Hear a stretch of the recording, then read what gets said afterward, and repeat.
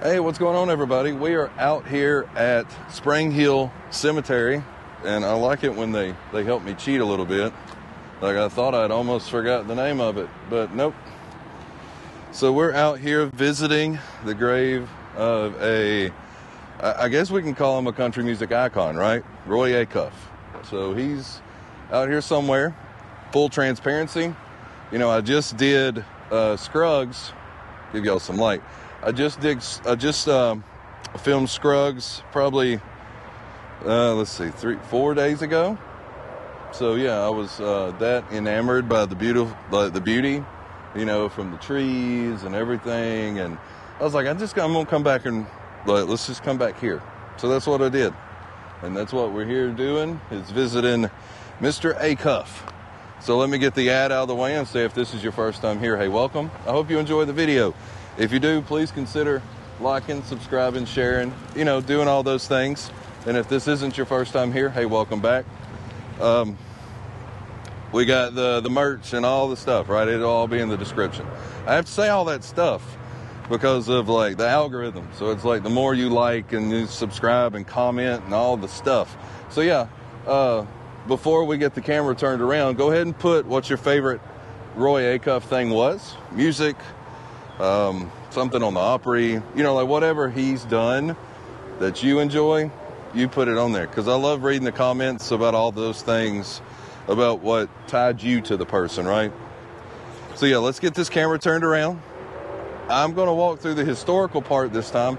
Last time we started way over there. I hope you didn't get dizzy from that. We started way over there where that tree was, and there's still some fall is in the air, right?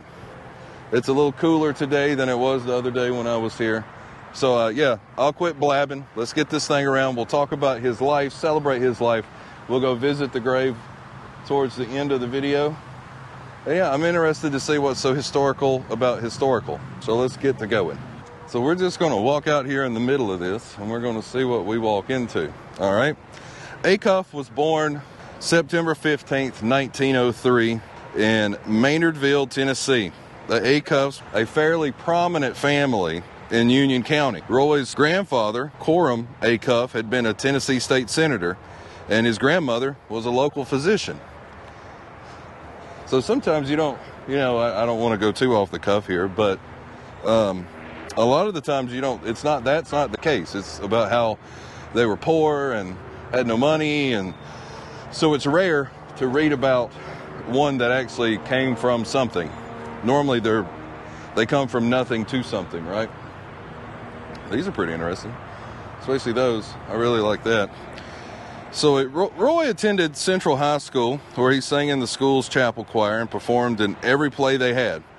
His primary passion, however, was athletics.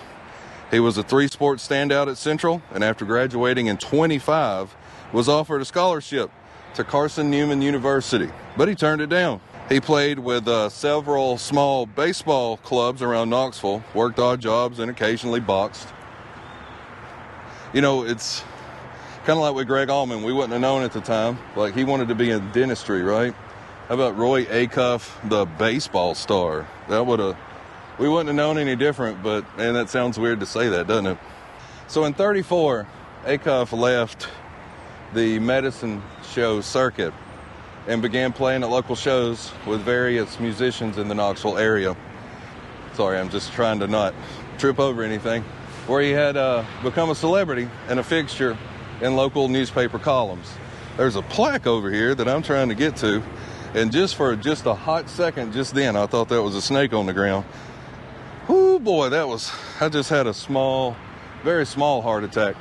So that year, a guitarist named Jess Easterday, I was struggling trying to remember that. Easterday, and a Hawaiian guy, Sleal Summery, I'm pretty sure I butchered that all up, joined Acuff to form the Tennessee Cracker Jacks. And within a year, the group had added a bassist, Red Jones, and changed its name to the Crazy Tennesseans. All right, history of Spring Hill Cemetery. Here we go.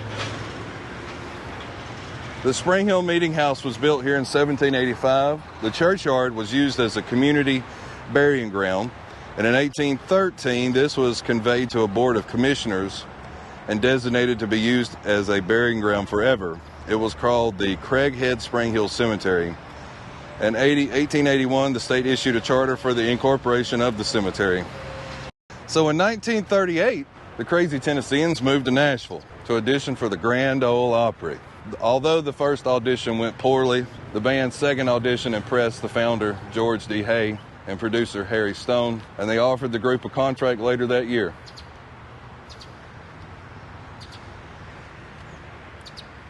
I like this place. It's, some cemeteries, I say that probably in almost every video. I like them all, but some just have their own little charm, right? On Hay and Stone's suggestion, they changed the name to the Smoky Mountain Boys. In 1942, Acuff and songwriter Fred Rose formed the Acuff Rose Music. Acuff originally sought the company to publish his own music, but soon realized there was a high demand from other country artists, many whom had been exploited by larger publishing firms. You often hear a lot about that, don't you?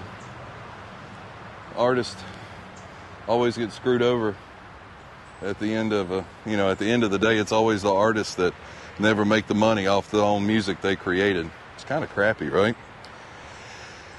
Due in large part to Rose's connections and gifted ability as a talent scout, Acuff and Rose quickly became the most important publishing company in country music.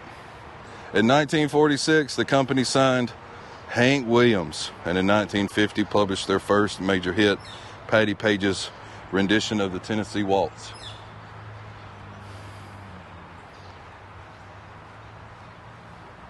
Pretty cool, huh?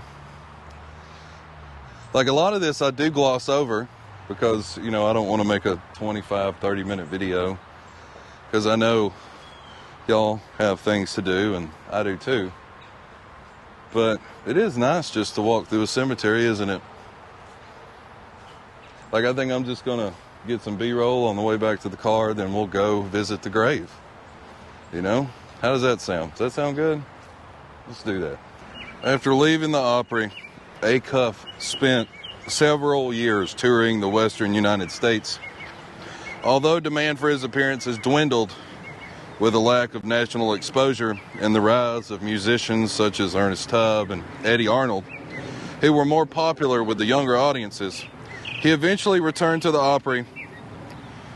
Although by the 1960s, his record sales had dropped off considerably. After nearly losing his life in an automobile accident outside of Sparta, Tennessee in '65, Acuff pondered retiring, making only select appearances at the Opry. Roy Acuff passed away in Nashville on November 23rd, 1992, of congestive heart failure at the age of 89. So there, Acuff, right? There it is. Roy Claxton Acuff, right there. There's his mom. There's Miss Ida, Mr. Neal, Gladys, Claude, and Mildred. I got the whole family. And there's more. There's a whole, so he must have bought this whole lot. So that was Roy Neal. Yeah, cool. Roy Acuff. Let's see what's on the back side of this thing.